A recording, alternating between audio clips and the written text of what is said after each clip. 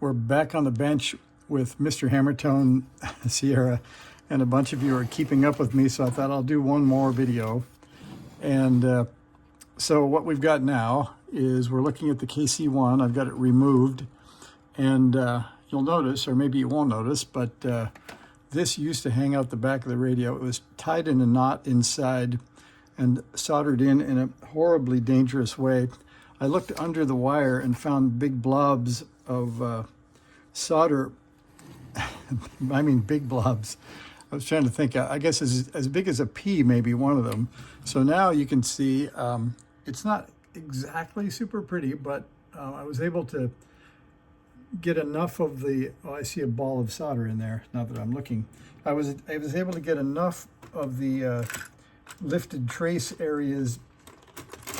There was enough intact still to get that out of there, to get the original power jack in there. So that's looking a lot better. It's not perfect, like I said. This was all lifted and sort of gross, but with one wire added, this joint looks pretty good. And the top of this is okay since the bottom was lifted, but it makes a good connection for the power anyway. So that gets rid of that cable hanging out the back, and even though it was tied in a knot, it didn't provide any strain relief anyway, so we weren't really gaining anything by keeping it. So I put a power jack in, and then we've got the KC-1. So I found, as we talked about, the K line is right there, and I took these wires out. They were all burned up from somebody getting a little hot with the soldering irons. So now the two grounds go into one hole, and the plus lead goes into the other, and K goes in here.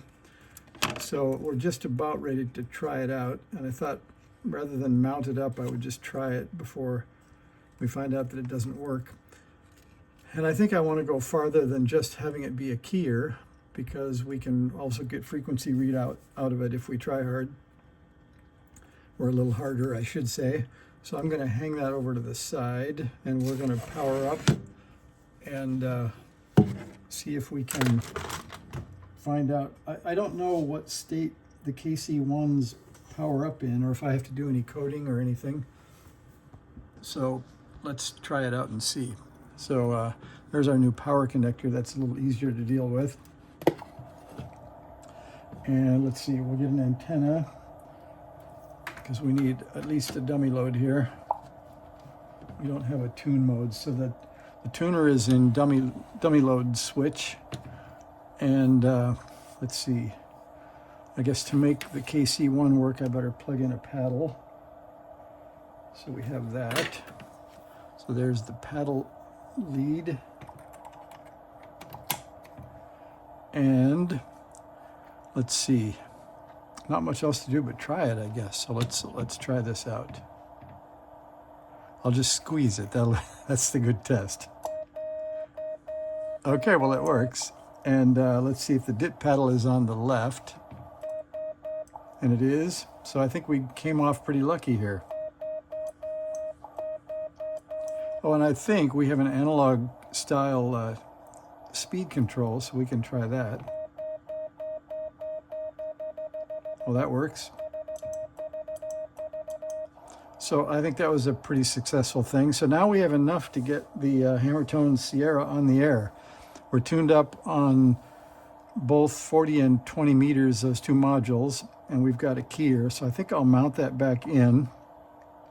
So before we clean up the buzz knot noise blanker or do any other sort of repairs, I'm going to mount that up and we'll get on the air with it. So there's yet one more installment of Mr. Hammerton Sierra for you.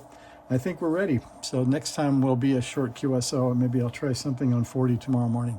All right, see you guys.